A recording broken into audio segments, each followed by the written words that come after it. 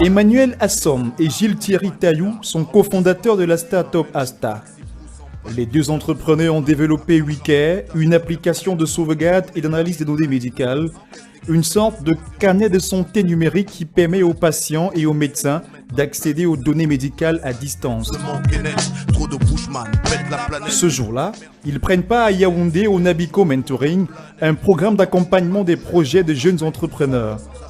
L'objectif pour eux est de trouver quelques appuis financiers nécessaires au développement de leur activité.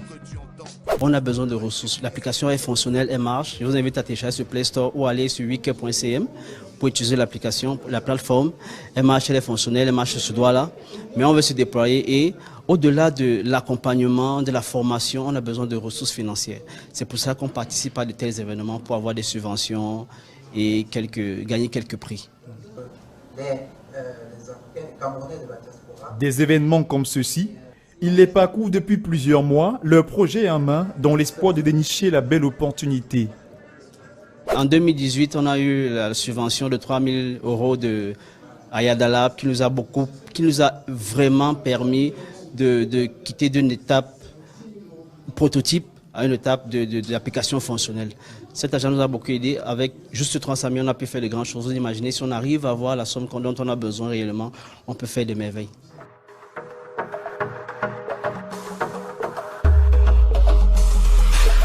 Déjà expérimenté dans 3 centres de santé et auprès de 500 utilisateurs pendant la phase de test, WeCare, leur application a ambition de réduire les erreurs médicales, faciliter le suivi des patients et ainsi réduire le taux de mortalité. Pour le développement et l'expansion de leur activité, ils ont estimé leurs besoins à 300 000 $, soit plus de 150 millions de francs CFA.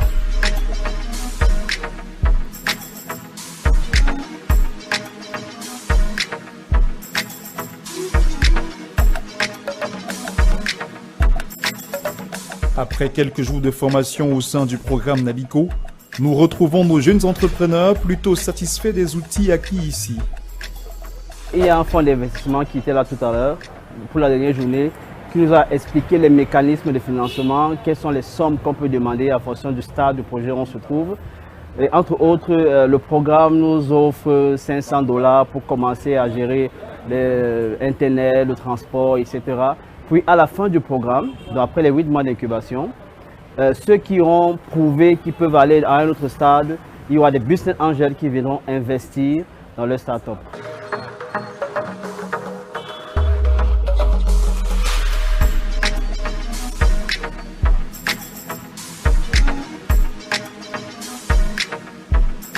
« 500 $ décrochés, bien loin des 300 000 au compteur initial.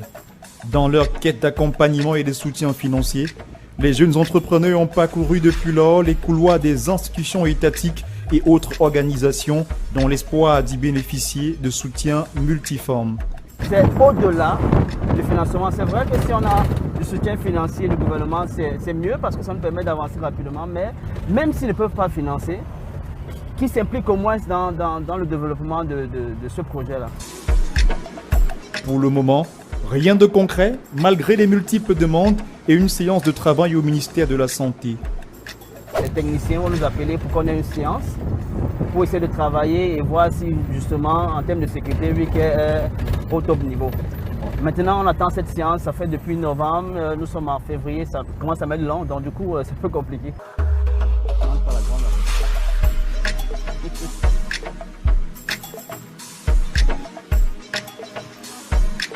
En attendant des éclaircies à l'horizon, Emmanuel et Thierry s'appuient sur des incubateurs comme Obotama, avec lequel ils entendent lancer cette année une levée de fonds de 5 000 € pour accéder à un autre palier dans leur projet.